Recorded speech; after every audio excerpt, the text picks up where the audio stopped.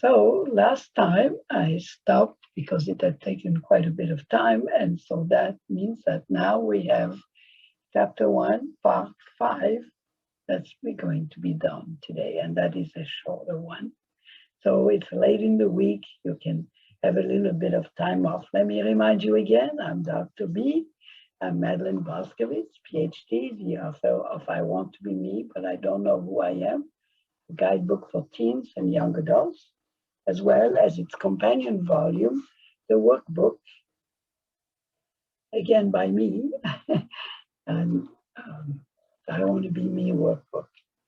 And I'm in the process of teaching it piece by piece so that it be easier to understand and to do the work. I'm accompanying you through the work. I hope that you buy the book, or at least buy the free introduction by going on the website and putting in your name, signing up for email, and getting the free introduction.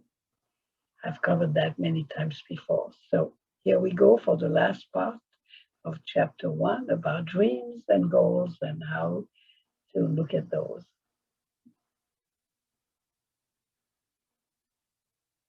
For your dreams, wishes, and goals. We all have dreams and wishes, baby, even if we say we don't. They are buried deep somewhere in us. And are you looking at this? I don't think. Wow, no, sorry, backtracking for a minute. Let me show, well, let's talk about decision, dreams and goals. We all have them. And it's important to acknowledge them. Even when we're scared, we can keep them secret, but it's important for ourselves to acknowledge them so that we can start working towards our dreams and goals. And how do we do that? How do we identify the steps to our goals? So let's just look briefly again. This is only the first chapter, and I don't think I opened this the way I should. No. Let me go back again. I'm sorry, this is always challenging with many different things. It's a challenge. So let me come back here and share screen. And it's there. Found it. It gets difficult. It's hard to keep a lot of things open on the desktop. At least it is hard for me. So we all have dreams and wishes. Remember, they're private. You can share them if you like, but you can also keep them to yourself. You can choose who you share them with. And this is an important piece that I share with you later in the book about how to know who to trust and not to trust. So no dream or wish is too big or too small, and be honest with yourself and be brave enough to acknowledge it. So what would be your first dream? I don't know, and you may not need 4 lines, but you may have it in 1 word. I don't know. But let's think about how could you make this dream happen. Setting goals towards it is a good first step. Start with the smallest first step. You'll see that there may well be a path to your dreams.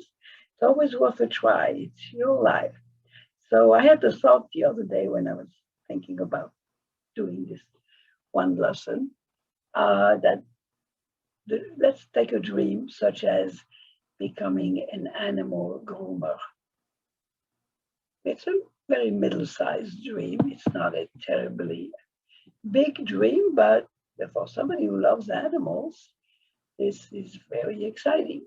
So, and is it something, what do you need to become an animal groomer? How do you get from never having done it to knowing exactly how to do it? What kind of knowledge do you need? What do you need to know about animals? So let's say you're in 10th grade now and thinking, oh, gee, you would really like to do that. Does this need a high school degree? Wouldn't be a bad idea. It's always good to have a high school diploma. Do you need to take math? You need some basic math. What about something like biology? So that you would have a knowledge of anatomy, of what, what's inside the body. One, a dog or is a animal who's very much alive and who had, it's good to know what we call the physiology. You don't want to harm the dog, and while you're only managing the hair, you have to handle the dog in different ways that would keep it safe. And you have to know where the muscles are and the bones and the tendons, and make sure that you know the anatomy of a dog. So another stepping stone might be go and volunteer at a local place where they do animal grooming. You won't get to do grooming, but you might help with, you get to watch. You get to watch a lot while you might be helping with just easy chores like, hosing down the animal. But even that, you have to be careful. Hosing the soap off of the animal, or there will be jobs to do. And so what would be another one would be maybe actually to find out if there are dog grooming, if a license is necessary. I don't really know, but you could find out. The internet has all that information, and if a license is necessary, how do you get that license? So you can see that one has to really do a little bit of thinking about that. One doesn't just become a dog groomer by magic, but there are things that you can do to kind of make it happen. The make it happen is what this section of part of chapter 1 is about. So then you would take the second dream. It might not be the only dream. The real dream is that you really want to become a veterinarian, which is a much bigger dream, but may take a lot of time to learn to be a dog groomer. Is not a bad start, but you may want to go to college. Maybe the dog grooming will be a part-time job that you do to earn your way through college.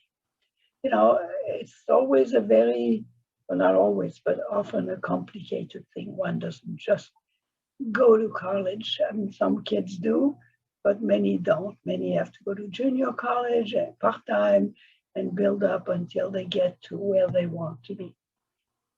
So let's say that is your dream number 2, is actually to go to veterinary school, and because one day you will make a lot of money, but so veterinary school comes after college. So the first goal would be to do well enough in high school to go to college. That's a big goal. And you need math, and you need science, and you need to do well in general. And so that may take going to after school study to make sure you're staying on track with everything. If you're lucky, you can have a tutor, a private tutor. That happens too sometimes. Sometimes you have to pay for it yourself. You get a part-time job. There's a lot to do to meet goals. So the other thing is you may again want to work not only, volunteer not only with dogs in a dog grooming place, but maybe in a vet's office. Maybe your senior year or your first year in college, get to see what a vet does, get to see how things go, to learn more about anatomy. In college, you need to take the courses about anatomy and biology, and a vet is basically a physician and needs to know a lot, and it's also very competitive. So it's important to be ready to do a lot of work to get to this dream. And it's certainly one that I would wish you, well, all dreams deserve great success. So whatever your dreams are, and you may have only 1 or 2 or 3 or 10, I wish you the greatest success. Let me go back to what happened? Oh, stop share, go back here. I get lost with Zoom. It's still, as you all know, a very new system for most of us. So this has been a good day, I think, I hope, for you. And we finished chapter 1, and I will soon be announcing the Q&A session. I'm still trying to figure out how to get it set up. So please be patient, and I will do that soon. But in the meantime, I will start on chapter 2 so that we keep the pace that we have started with for the last couple of weeks. Thank you, everyone, and take care.